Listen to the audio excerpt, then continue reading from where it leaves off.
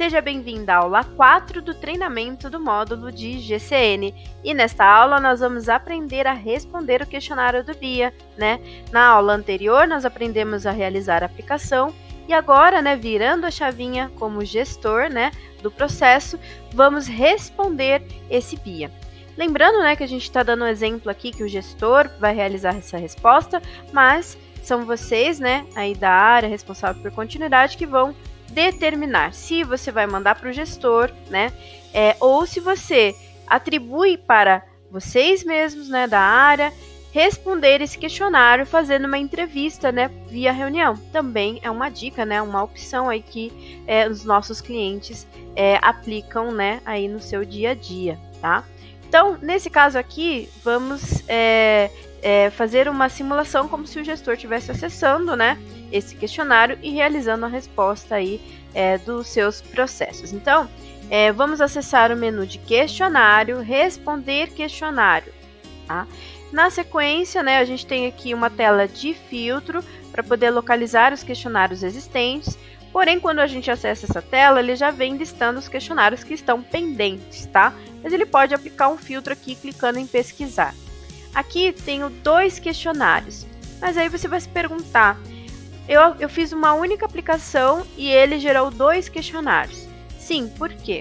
Quando você criou a aplicação, você criou a aplicação selecionando a área e selecionando os processos, né? E como a avaliação é individual por processo, qual que é a lógica do sistema? Pela quantidade de processos, ele cria um questionário para cada processo. Então, uma aplicação pode originar N questionários, tá? Nesse caso aqui, como são 2 processos, ele criou 2 questionários. E vamos começar aqui com o primeiro, né? Que a gente já até consegue identificar o que a gente vai avaliar. Vamos avaliar um processo e o nome dele é aquisição de bens e serviços, certo? É só eu clicar e aí o sistema vai carregar o questionário para a gente poder fazer a resposta. Bom, lembrando a criação do questionário, né? Então foi criado grupos, né, com os temas, né, da avaliação do BIA. Então nós temos aqui o primeiro grupo que são os tempos. Então, se você se recorda, a gente cadastrou lá a hora início, a hora fim, e aí todas as informações aqui relativas a tempos, né? E aqui no caso a alternativa, olha, que foi escolhida era o formato combo, olha. Então é um combo que você escolhe agora qual que é a hora de início. Então o meu processo, né, como exemplo, vamos avaliar aí a hora de início que começa às 8 horas, tá? Hora fim, então também vamos escolher aqui 17.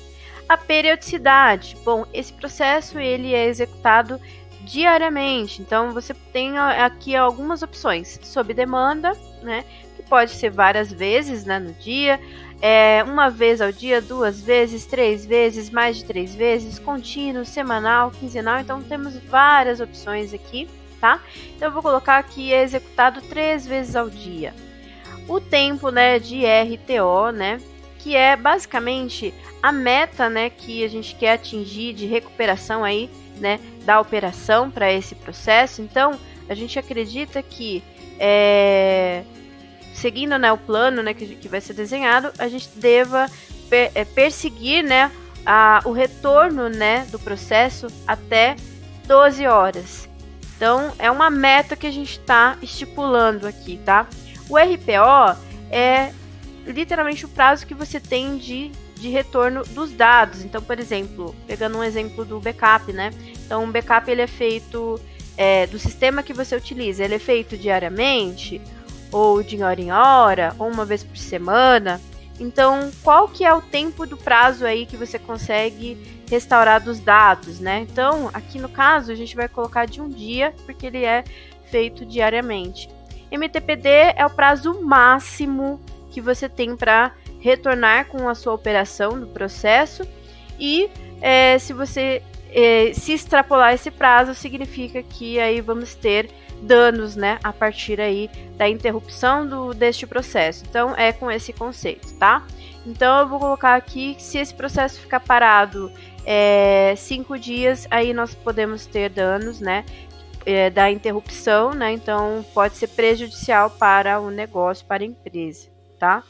Períodos críticos, então sempre a gente pode colocar aqui, por exemplo, de 1 a 5 de todo mês, então, ou seja, o início do mês. Então você vai especificar, é um campo textual.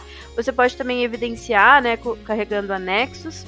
Então observe que a gente tem aqui as opções de resposta, né? Então aqui a gente respondeu a parte de tempos, recursos materiais. Então aqui a gente vai colocar a quantidade. Então pensando num contexto de contingência, né? Então quantos recursos que a gente precisa aí para manter o processo funcionando. Então vamos colocar a quantidade aqui. De repente vamos colocar contingência aí para um usuário, então um notebook ou um desktop, headset. Então você vai estipular a quantidade aqui de recursos materiais. Lembrando que tudo isso daqui foi parametrizado, né, lá na aula 1, né, do questionário. Então, se tiver alguma pergunta que não faça sentido, né, para você, ou que esteja faltando alguma pergunta, volte lá na aula 1, aprenda, né, a montar o questionário, né, e você pode fazer a modificação também dessas questões, adicionar novas, tá? E aqui a gente segue respondendo, né, todo esse questionário. Aqui a gente está fazendo a avaliação do impacto, né? Então, se o processo, né, for interrompido, qual que vai ser o impacto administrativo? E aí a gente faz a avaliação por hora, né? Até 1 hora, 2 horas, 4 horas, 8 horas, 12 horas, 1 dia e assim por diante.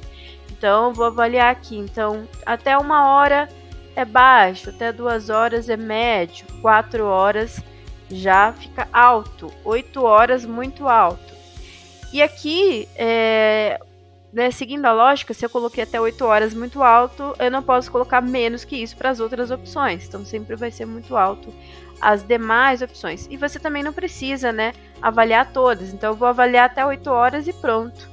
Né? Aqui nesse questionário a gente não colocou obrigatoriedade em tudo. Você pode colocar, pode ou não colocar essa obrigatoriedade, né, no cadastro lá do questionário.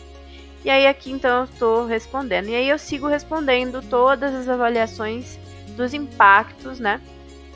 E até o final, né? Então daqui a pouquinho eu volto com o questionário todo respondido para a gente ver os próximos passos. Realizei todo o preenchimento e agora vamos entender as opções que são apresentadas aqui no final da página, tá?